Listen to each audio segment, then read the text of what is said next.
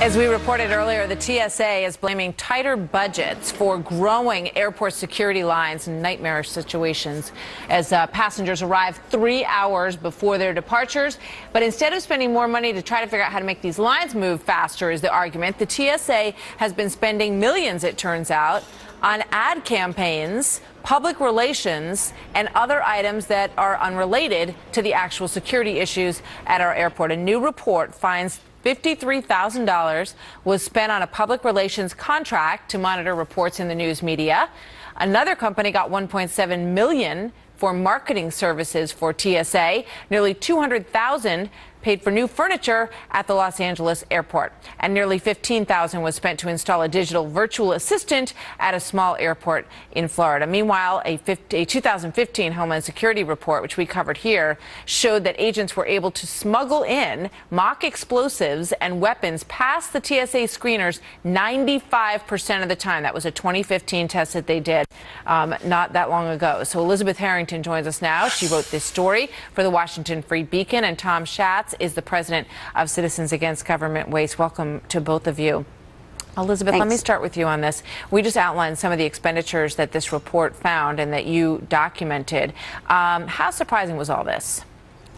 Well, it's not really surprising. I cover lots of government waste, and really the first thing that when something goes wrong with the government, they always say, oh, well, we need more money.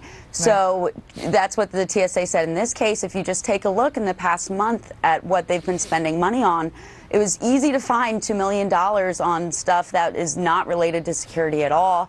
And largely, it's spending to try to make their brand better. And if you look at $1.7 million to this company, Sage Communications, which has already received funding from the TSA. They were responsible for the pre-check advertisements, which TSA promised there were going to be 25 million Americans enroll in pre-check.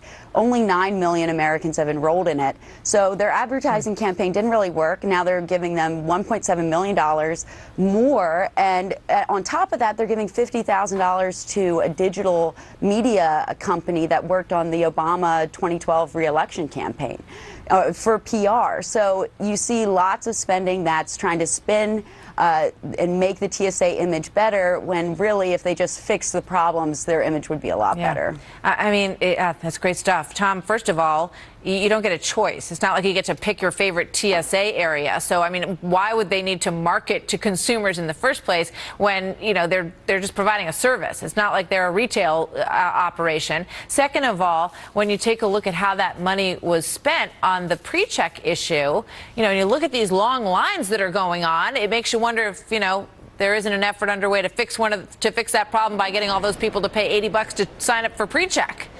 Well, if you're traveling not that often, you go once or twice a year, you don't really want to spend the $80 or $100 to sign up for pre-check. That's one point. And the other is, in terms of PR, everybody knows what they think about TSA. And like everything else here in Washington, when you have a problem, you spend more money, you don't fix the problem. They don't need to spend this money on promoting their brand. And they do have a little bit of competition. They have a private screening partnership. 22 airports have opted to do this, kicked out the TSA, hired private contractors, including San Francisco, which is run efficiently, Kansas City, New York, Atlanta, Seattle, Phoenix, all looking at doing this. So they should be worried given their performance over the last couple of months. That's a great point. Elizabeth, how much heat, I guess, are they feeling that perhaps market forces will come to bear and that other airports will say, you know what, let's go our own way? Well, absolutely. I think that's one of the reasons why they're spending this money on their PR. But yeah, I mean, it's ridiculous. If you have 3-hour-long lines, you have hundreds of passengers stranded overnight in Chicago because the TSA is not doing their job effectively. And also keep in mind, they've never caught a terrorist. I mean, never. Since they've been around, they've never caught a terrorist. So people don't feel that the TSA is protecting them. They think it's just a dog and pony show. They have to stand in these long lines. I mean, talking about these ads from Sage Communications, they have an ad, Be There, and they show this guy who looks like he's in Paris. He's just sipping on an espresso, and he leisurely walks through the TSA line and in two minutes. And this is not the experience that any normal American has dealing with the TSA, and these advertisements spending $1.7 million trying to present them in that way isn't certainly not going to help. Yeah, I mean, it's a fantastic point. They have never, there's not one documented story of them uncovering any sort of plot or catching anybody, and the millions of dollars that have been spent on this expensive equipment in many ways, Tom, just appears to be, you know, sort of a large facade that's designed to make people feel safer and be dissuasive to terrorists, make it look like it's kind of hard to get through, and hopefully persuade them not to try.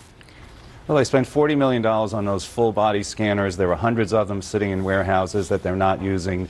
They spent $900 million on another program that other people around the world who have very good security. The former head of El Al, the Israeli national airline, said it's a waste of money. Look, they do this in other countries. They use private screeners. It works really well. A lot of them do it outside of the airport.